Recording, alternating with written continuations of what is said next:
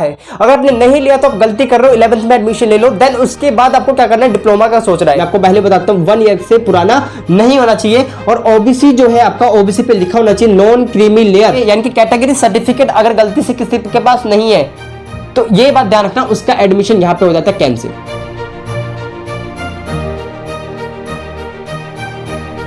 This is आदर्श गुप्ता और आज की वीडियो में हम बात करने वाले हैं दिल्ली पॉलिटेक्निक 2021 के डॉक्यूमेंट रिक्वायर्ड के बारे में। तो सबसे पहले स्टूडेंट मैं आपको क्लियर करना चाहता हूं, बहुत सारे स्टूडेंट कमेंट कर रहे थे भैया प्लीज आप डॉक्यूमेंट रिक्वायर्ड के ऊपर वीडियो लेके आइए, यानी कि हमें कौन कौन सी डॉक्यूमेंट की रिक्वायरमेंट होगी अपने एडमिशन के टाइम पे।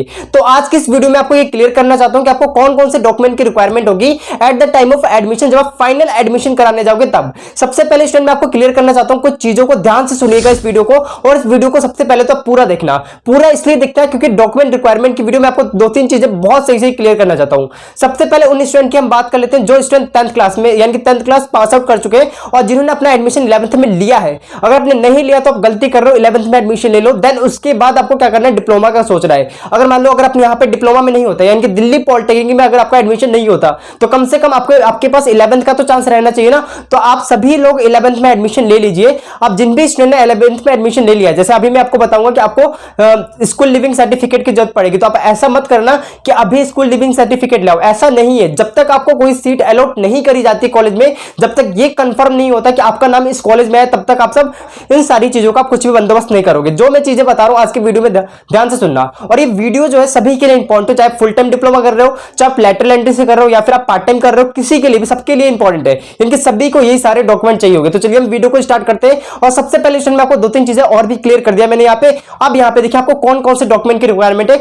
और ये जो प्रीवियस ईयर के अकॉर्डिंग है। ये जितनी भी चीजें मैं बता रहा हूं ये प्रीवियस ईयर के अकॉर्डिंग है, हो सकता है इस साल थोड़ा बहुत चेंज हो जाए। यहां पे ध्यान से सुनिएगा जो जो मैं चीजें बता रहा हूं। सबसे पहले स्टूडेंट यहां पे देखिए, आपको यहां पे मैंने लिख के रखा है, सबसे पहले आपको क्या चाहिए, पेमेंट रिसिप्ट चाहिए। ये पेमेंट रिसिप्ट क्या होती है मैं आपको बताता हूं। ऑनलाइन जो भी आप पेमेंट करोगे, जैसे मान लो आपको पूसा की मैकेनिकल मिल गई, या फिर सिविल मिल गई, इस तरीके से इलेक्ट्रिकल मिल गई, या फिर कंप्यूटर साइंस आपको जीएनडी की मिल गई। मिल जाने के बाद आपको इस इंस्टीट्यूट का फी पे करना होता है। फी पे का क्या मतलब है कि आपको वहां की सालाना फीस जो होगी उसको पेमेंट करना होगा। उसके लिए मैंने अलग वीडियो बना रखी, इसके ऊपर मैंने पहले से वीडियो बना रखी है, उन वीडियो की जो लिंक है डिस्क्रिप्शन बॉक्स में आपको मिल जाएगा। तो आपको क्या कर देना है, फी पेमेंट करना है। मान लो आपका एक्स अमाउंट था, आपने फीस पेमेंट ऑनलाइन ही करना है। उसको कैसे करना है, ऑनलाइन कर दिया। ऑनलाइन करने के बाद उसका प्रिंट आपको लेना जरूरी है, कंपलसरी। अगर आपका कभी भी किसी भी कॉलेज में नाम आ जाए भैया, तो उसका प्रिंट लेना, क्योंकि आगे वो काम आएगा। ठीक है, अगली चीज सुनो। अगला चीज क्या है, सेकंड डॉक्यूमेंट आपका कॉपी ऑफ कैंडिडेट प्रोफाइल, यानी कि जो आपका प्रोफाइल है, जैसे आप अभी यहाँ पे कैंडिडेट प्रोफाइल पे जाते होगे तो यहाँ पे आपका ऑप्शन आ जाएगा बाद में, कैंडिडेट प्रोफाइल को आपको पूरा वहां पे प्रिंट चाहिए होता है। और यहाँ पे लिखा हुआ कि जो भी आप चॉइस फिलिंग करोगे, है ना, जो भी आप चॉइस फिलिंग करोगे उसका भी आपको क्या चाहिए होगा। जैसे मैंने आपको बताया था चॉइस फिलिंग का मतलब क्या, प्रेफरेंस फिलिंग। जो भी आप प्रेफरेंस फिलिंग करोगे ना, जैसे आपने पूसा की मैकेनिकल भरी, इलेक्ट्रिकल भरी, और इस तरीके से आपको गुरु नानक की आपने कंप्यूटर साइंस भर दिया, अंबेडकर का कंप्यूटर साइंस भर दिया, तो इस तरीके से जो आप चॉइस फिलिंग करोगे तो इसका भी प्रिंट चाहिए होगा। ये चीज आप ध्यान रखना। अगर आप कभी भी चॉइस करते हो तो प्रिंट कर लेना उसका, यानी कि उसका कॉपी निकाल लेना, पहले मैं आपको बता देता हूं। ठीक है, क्योंकि एडमिशन के टाइम पे जरूरत पड़ेगा आपको। उसके बाद देखो अगला क्या, थर्ड नंबर का, आगे सुनते जाना सही से। और हाँ, चॉइस फिलिंग के ऊपर मैंने पहले से बहुत अच्छे तरीके से डिटेल में एक्सप्लेन करके वीडियो बना रखी है, उस वीडियो को देखना मत भूलना भाई, डिस्क्रिप्शन बॉक्स में लिंक दे दूंगा, पहले बता रहा हूं। ठीक है, चलो उसके बाद देखो वीडियो को खत्म होने के बाद अब यहां पे देखो, आगे सुनो।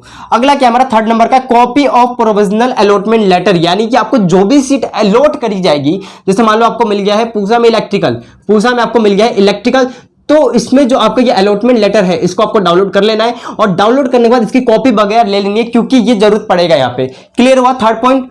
अब उसके बाद देखो फोर्थ, और कमेंट जरूर करना आज का वीडियो आपको कैसा लगा। ठीक है, फोर्थ देखो, फोर्थ हमारा क्या है कि डीओबी आपको चाहिए, यानी कि डीओबी प्रूफ चाहिए होगा। डीओबी प्रूफ कहां से मिलेगा आपको, देखो अगर आपको डीओबी प्रूफ नहीं है तो कोई बात नहीं, आप 10th का जो आपका मार्कशीट था, 10th का आपको जो मार्कशीट था वही काम आ जाएगा, उसको हम डीओबी सर्टिफिकेट बोलते हैं। ये चीज क्लियर हुआ आपको। चलो अगला चीज हम देखते हैं, नेक्स्ट हमारा क्या, फिफ्थ नंबर का आपका सर्टिफिकेट। आपको सर्टिफिकेट चाहिए होगा एंड मार्कशीट चाहिए होगी। ठीक है, सर्टिफिकेट मार्कशीट बात एक है। यहां पे कब का, क्वालिफाइंग एग्जामिनेशन। ठीक है, आपको सर्टिफिकेट मार्कशीट चाहिए होगा कब का, देख सकते हो क्वालिफाइंग एग्जामिनेशन। अगर आपने 10th के बेस पर भरा था तो आपको 10th का मार्कशीट चाहिए होगा। अगर आपने 12th के बेस पर भरा था तो आपको 12th का मार्कशीट चाहिए होगा। उसके ऊपर लिखा होता है सर्टिफिकेट एंड मार्कशीट, आपने 10th वाले में देखना, वहां पे लिखा होगा। ठीक है, इस तरीके से 12th में भी लिखा रहता है। ये चीज क्लियर हुआ आपको, बहुत बढ़िया। आप देखो दूसरी चीज, छठा क्या आपका, छठे नंबर का इनने बोल रखा है कि कैटेगरी सर्टिफिकेट। आपको क्या चाहिए होगा, कैटेगरी सर्टिफिकेट चाहिए होगा। ध्यान से सुन लो, एससी एसटी का और ओबीसी का जो है 1 ईयर से पुराना नहीं होना चाहिए। मैं आपको पहले बताता हूं 1 ईयर से पुराना नहीं होना चाहिए। और ओबीसी जो है आपका, ओबीसी पे लिखा होना चाहिए नॉन क्रीमी लेयर। क्या लिखा होना चाहिए, नॉन क्रीमी लेयर। अगर आप आउटसाइडर हो तो आपको आउटसाइडर वाला ही चाहिए होगा। जैसे मान लो आप हो यूपी से, तो आपको कहां का चाहिए होगा भाई, ये कैटेगरी सर्टिफिकेट आपको कहां का चाहिए होगा, ध्यान से सुनना, आपको चाहिए होगा यूपी का ही, दिल्ली का नहीं चाहिए। अगर आप दिल्ली कैंडिडेट हो, मेरे कहने का मतलब ध्यान से सुन लो पहले, ऐसा नहीं है कि आपने यूपी में रहते हो और मान लो आपने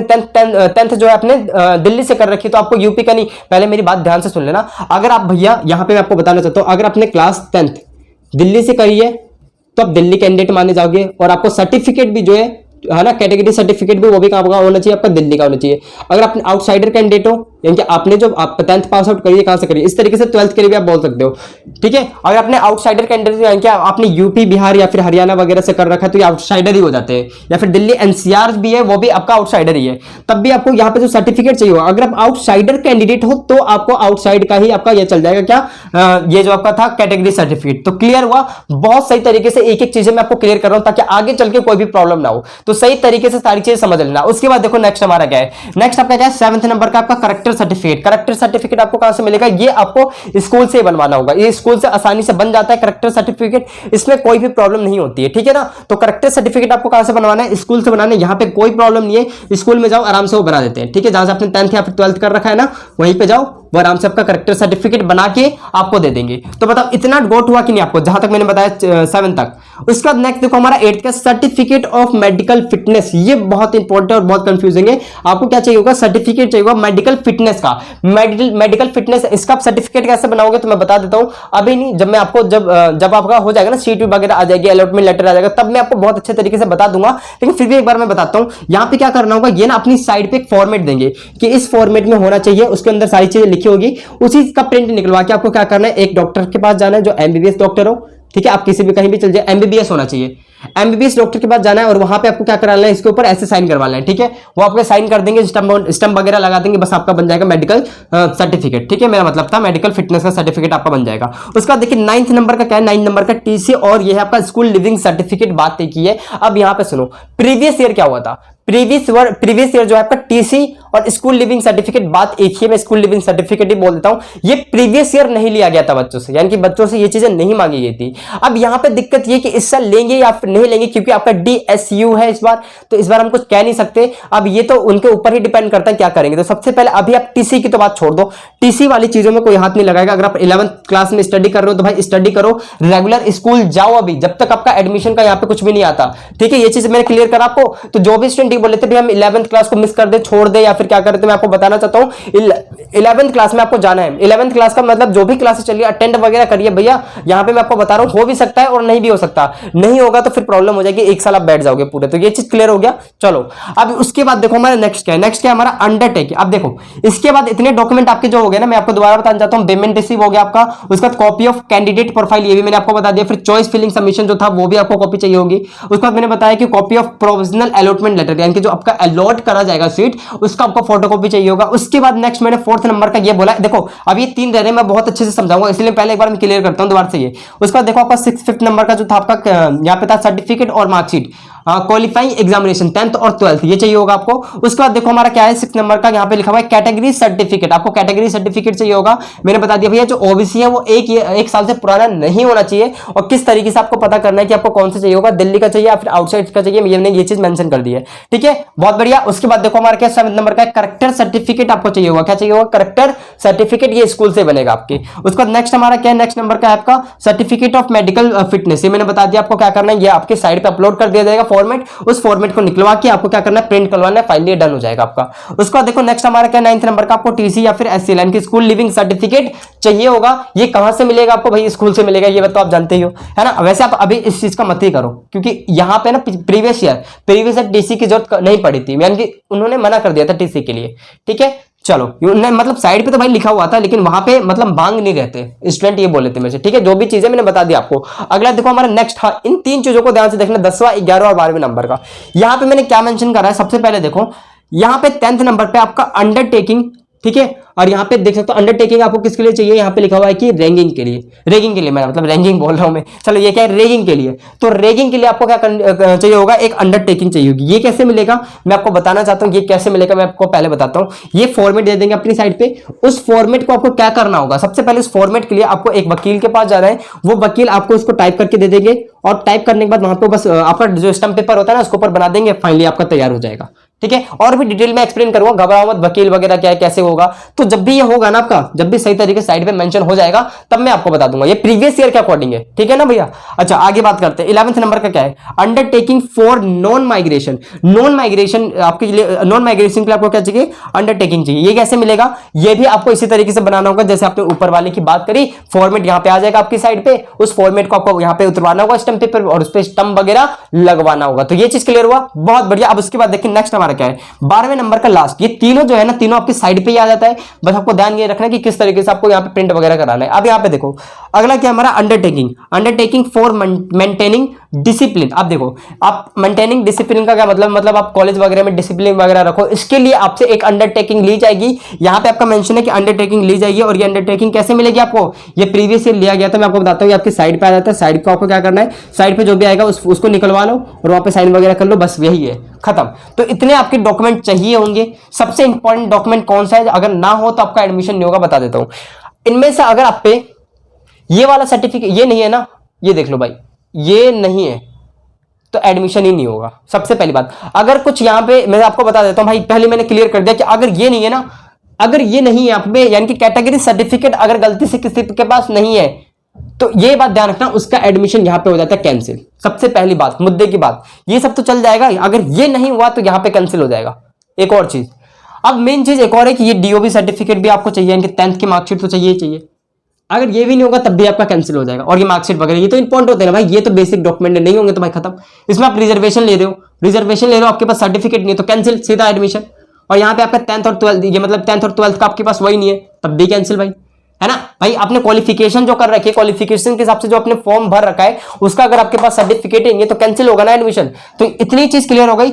अगर इनमें से कोई भी गायब होता है, जो जो मैंने बताया, तो आपका एडमिशन कर दिया जाएगा कैंसिल। बाकी इसमें से कुछ भी मिसिंग हो जाए, जैसे ये मान लो मिसिंग है, तो काम चल जाता है भाई, बोल देते हैं चलो कल दे देना, परसों दे देना, इस तरीके से मतलब पोस्टपोन कर देते हैं वो। लेकिन अगर आप पे ये दोनों डॉक्यूमेंट नहीं हुए तो ये कट कर दिया जाएगा, आपको यहाँ पे निकाल दिया जाएगा, बोला जाएगा नहीं होगा आपका एडमिशन। तो ये चीज क्लियर हो गया, बहुत बढ़िया तरीके से मैंने क्लियर किया है। मैं एक बार और बताता हूँ, सबसे पहले यहाँ पे लिखा पेमेंट रिसिप्ट चाहिए आपको, फिर मैंने बोला था कि आपको कैंडिडेट प्रोफाइल का कॉपी चाहिए। मैं सब कुछ यहाँ पे साइड पे ले जाके सही ढंग से आपको समझा दूंगा जब भी आपका टाइम आएगा। तो मैं मोटा मोटी बता दिया कि इस तरीके से आपको सारी चीज चाहिए होंगी। उसके बाद देखो चॉइस फिलिंग के लिए आपको चाहिए होगा, जो भी आप चॉइस फिलिंग करोगे उसका कॉपी चाहिए होगा। थर्ड मैंने बताया copy of provisional allotment letter चाहिए होगा, ठीक है, जो भी आपको कॉलेज अलॉट होगा उसका सर्टिफिकेट चाहिए होगा। उसका फोर्थ नंबर का क्या बोला है कि डीओबी प्रूफ चाहिए होगा, ठीक है, यानी क्लास 10th की मार्क्स मतलब था क्लास 10th की मार्कशीट चाहिए होगी। उसका देखो यहाँ पे क्या है, हाँ एक और मुझे अभी ध्यान आ गया, मैं अभी आपको बताता हूँ, प्लीज बने रहना वीडियो में। अगला क्या, पांचवा सर्टिफिकेट मार्क्स चाहिए होगा क्वालिफिकेशन एग्जामिनेशन की। और यहाँ पे क्या था आपका, कैटेगरी सर्टिफिकेट चाहिए होगा, कैरेक्टर सर्टिफिकेट चाहिए होगा, मेडिकल सर्टिफिकेट चाहिए होगा, ठीक है, ये चीज हो गया 8वीं तक। फिर टीसी, और ये अब सुनो, अब यहाँ पे दिक्कत ये है ना कि बच्चे ये पूछते हैं भैया टीसी कहाँ की चाहिए, हमें टीसी कहाँ की चाहिए। टीसी का मतलब टीसी बोल दो या फिर स्कूल लिविंग सर्टिफिकेट, ये हमें कहाँ का चाहिए, 10th का चाहिए या फिर 12th का चाहिए। तो मैं आपको बताना चाहता हूँ भैया कहीं का भी दे दो आप, टीसी का मतलब टीसी है, यानी कि स्कूल लिविंग, स्कूल छोड़ दिया आपने, 12th का दे दो या फिर 10th का दे दो, दोनों ही चल जाएगा आपका। तो क्लियर हुआ ये, बहुत बढ़िया, ठीक है। ये एक मेन चीज, सबसे बड़ा डाउट हो सकता था आपका, ये मैंने बता दिया पूरा, ठीक है। अगर किसी ने एंड तक देखा होगा, इसलिए बोलता हूँ एंड तक देखोगे तो सारी चीजें मिलेंगी। अब ये हो गया आपका। उसके बाद 10th नंबर का क्या है, अंडरटेकिंग रिगार्डिंग, यहाँ पे देख सकते हो रैगिंग के लिए, रैगिंग के लिए आपको क्या चाहिए होगा, अंडरटेकिंग। फिर इसी तरीके से आपको नॉन माइग्रेशन के लिए अंडरटेकिंग चाहिए होगा, और यहाँ पे डिसिप्लिन रखने के लिए आपको एक अंडरटेकिंग लिखनी पड़ेगी। तो ये सारी चीजें मैंने डिटेल में एक्सप्लेन कर दी है। और ये कितने आपके थे टोटल, 12। तो 12 डॉक्यूमेंट आपको चाहिए होंगे। हो सकता है और भी इस बार डीसीओ बढ़ा दे या फिर इनमें से कुछ कम भी कर दे, तो मैं आपको पहले मैंने डिस्क्लेमर दे दिया था वीडियो का, ठीक है। तो चलिए स्टूडेंट, हम वीडियो को यहीं पे खत्म करते हैं। तो अब हम मिलेंगे अपनी नेक्स्ट वीडियो में, तब तक के लिए पढ़ाई करते रहो। All the very best.